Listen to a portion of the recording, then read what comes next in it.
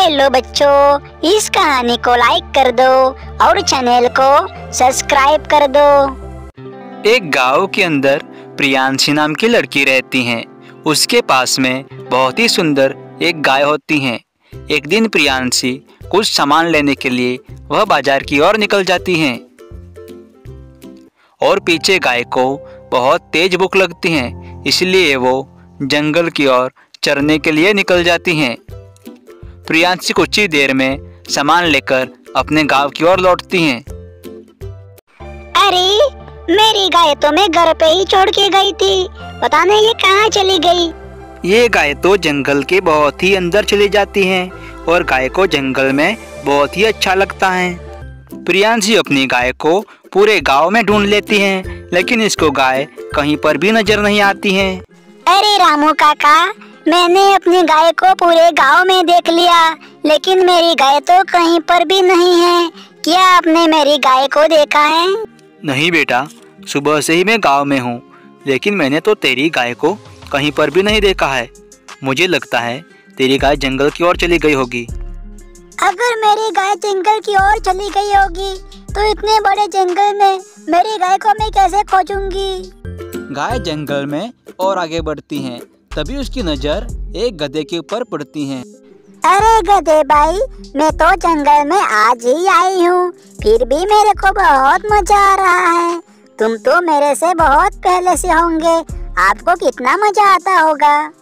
तुम्हें मजा इसीलिए आ रहा है क्योंकि तुम पहली बार आई हो। तुमको पता नहीं है क्या, इस जंगल में तो खतरनाक शेर रहते हैं। अगर तुम इसके हाथ में आई तो वो तो तुमको मार डालेंगे। अरे पंडित जी, मेरी गाय सुबह से गायब हो गई है, क्या आप मेरी गाय के बारे में बता सकते हैं? अरे बेटा, तुम्हें चिंता करने की कोई भी जरूरत नहीं है। तुम्हारी गाय कल सुबह तक तुम्हारे घर पर आ जाएगी।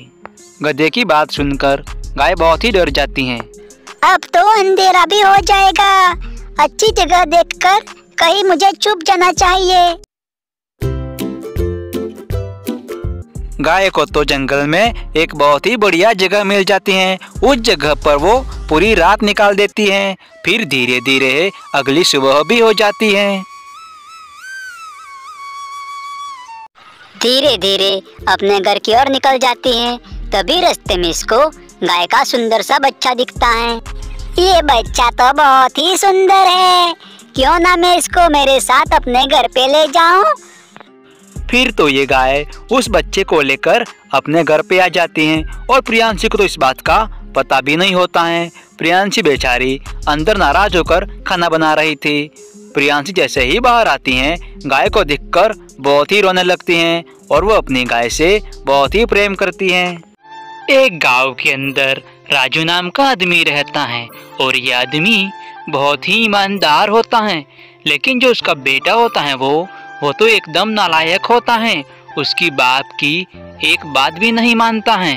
अरे सोहन बेटा, मेरे को लगता है तू कोई काम धंधा कर ले, और वैसे भी मेरी उम्र भी अब तो हो गई है और मैं धीरे धीरे बीमार भी पड़ रहा हूँ। मैं चाहता हूँ कि तू कोई अच्छा काम कर ले। अरे पापा, मैं आपकी एक ही बात सुन सुन के परेशान हो गया हूँ। मुझे कोई काम नहीं करना है, जो मेरा मन लगेगा तभी काम करूँगा।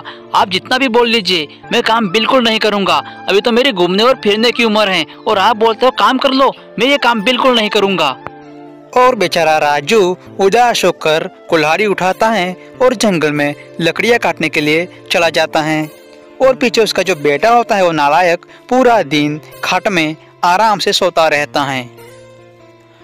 बेचारा राजू पूरा दिन जंगल में लकड़ियाँ काटता है और शाम को बाजार में बेचने के लिए वहाँ निकल जाता है। और कुछ साल बाद राजू की उम्र बहुत हो जाती है। वह काम करने की ताकत इसके अंदर बिल्कुल भी नहीं रहती है। अरे सोहन बेटा, अब तो मेरी उम्र बहुत हो गई है, अब मैं पैसे बिल्कुल भी नहीं कमा पा रहा हूँ।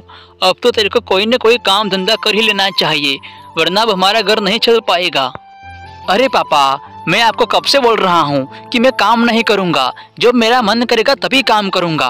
फिर भी आप मेरे को बार बार क्यों बोलते हो? घर चले या ना चले ये मैं नहीं देखता।